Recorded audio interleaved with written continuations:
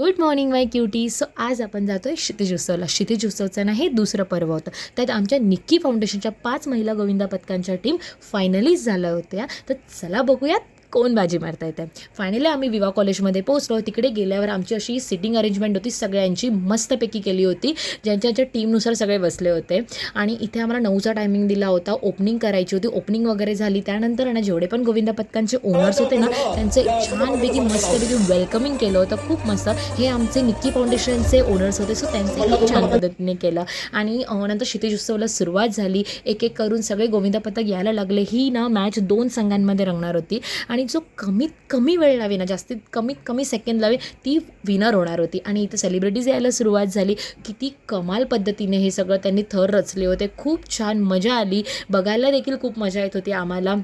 रुपाली भोसले आली होती. शी is my favourite. इथे आम्ही दुपारी जेवण वगैरे केलं. जेवण हे बघा, इथे यांचं काय चाललं, एकमेकाच्या ताटातलं जेवत आहेत.